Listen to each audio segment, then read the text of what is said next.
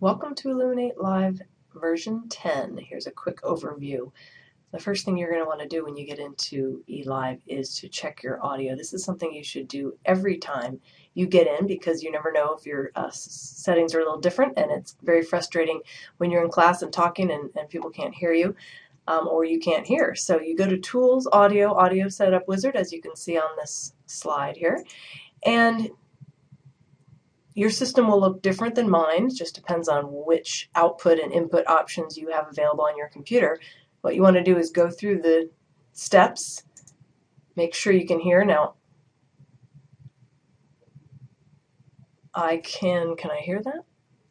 I can't hear anything. So what I'm going to do is hit stop and say, no, I was not able to hear it. Try again. Choose a different one. Click OK. And that one I can hear fine. So I'm going to hit stop and hit yes. And now I'm moving on to input or microphone. And I can, you can see on my system I have quite a few to choose from, so it might be a little confusing until you figure out which one works best. So I'm going to go ahead and choose this one and record myself, and it looks like it's working. Notice it's automatically reducing the sound a little bit because it's a little too loud. And I'm going to play it back. Oh, so it's too loud, yeah, but it works. So I'm going to go ahead and say yes and okay, and I'm finished with audio setup. So now I know I'm ready to go, and I will be able to hear and speak. And you use this microphone button down here at the bottom left to talk, and we'll talk about that a little bit more. These settings allow you to adjust. Sometimes they move around a little bit and they self-adjust if you're too loud or too soft, but you can drag them yourself. The top one is your own mic, so if someone says you're too soft or too loud, and then the second one is your speakers, so what you hear. The other thing that's important to do right when you get into Elive is once you are ready to go, hopefully you've arrived early, and then you can just hit the step away button. Your name becomes italics, and then you can work on something else until it's time for class to begin. You hit the button again and it shows that you are back. And if you ever get interrupted during class, it's very nice to let people know that you're not paying your full attention, that you've been interrupted. And so at any time just mark away and back so people don't address you directly when you're not actually going to be able to answer. So the major parts of the Illuminate Live 10 screen, your buttons look a little different than in this screenshot because this is what the moderator sees, but you do have some buttons and menu items available at the top that you can explore. These main buttons allow you to save or print the whiteboards, change your view, which is really useful. So you want to try out each of these different views and find out which you prefer. I like the wide layout personally because it gives more room when you have a larger class. And it also just kind of depends on what you're doing in class, which view you would be better off with. So you can play around with those different views.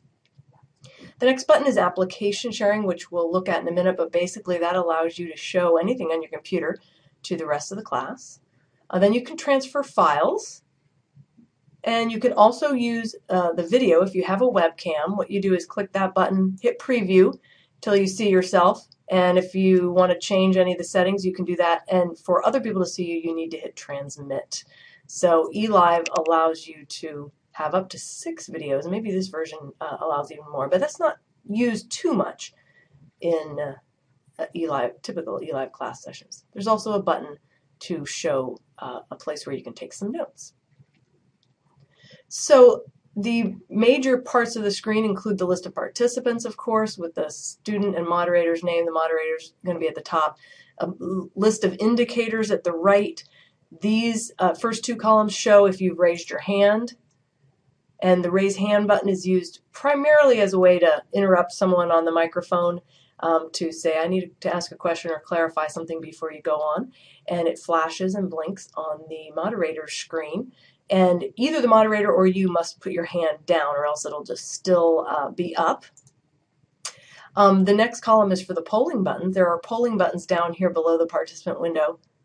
The default buttons are a green check for affirmative and a red X for negative. So your instructor may ask you a question and then you can answer, and that shows up by your name. And those usually the instructor will just clear out automatically, so you can usually just leave those and the instructor will take care of them. Also, there are emoticons that are typically used for you to just give reactions without having to raise your hand and interrupt, but just, agree with somebody or smile or laugh. Since you aren't generally looking at each other, it's important to use these emoticons to let people know if you're confused or you don't like something or you want to applaud. These buttons turn off by themselves. So you just click it once and it flashes a few times and then it just stops on its own. So they're real easy to use, and most instructors will encourage you to use those to give some feedback.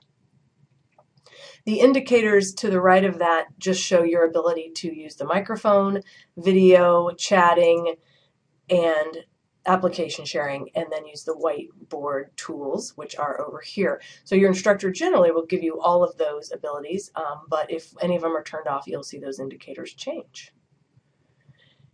And below the participant window, you have a chat window. And generally, this is used throughout class just to add any comments or questions without having to interrupt the person who's speaking, and to add additional information. You can also right-click on that chat window to make the text a little bit larger if you want to be able to see it better.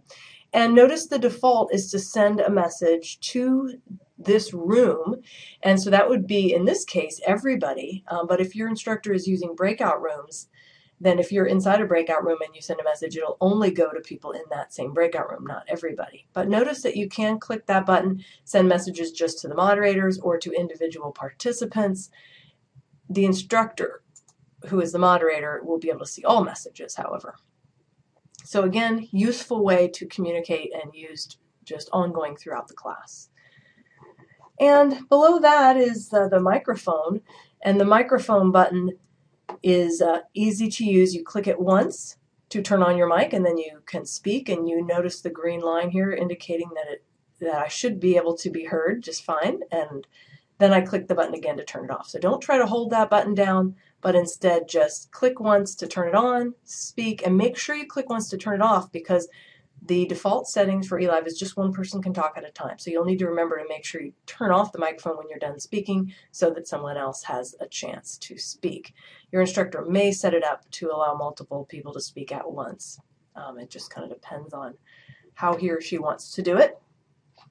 And so the whiteboard generally will be set up with slides, whatever your instructor has prepared for your class.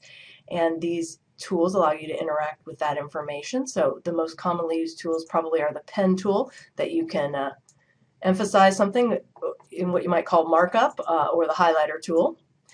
You can also add text. So if you're doing some brainstorming like you would on a regular whiteboard, you can use the A tool to type in just one or two words.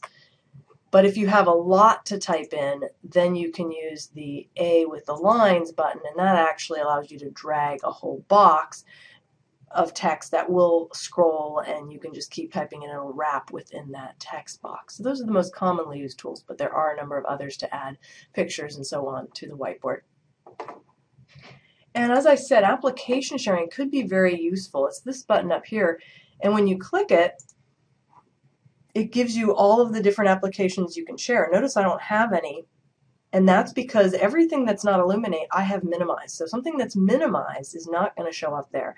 If I bring something back bigger, like there I just opened Microsoft Word, now Microsoft Word is over on my other monitor, so it's not showing up. There it is. So I could share something in Microsoft Word or Adobe Acrobat or whatever it is I want to do. I don't recommend sharing the entire desktop, just because then it also shows the everybody else in your class your Elive in addition to their Elive, which gets a little bit complicated.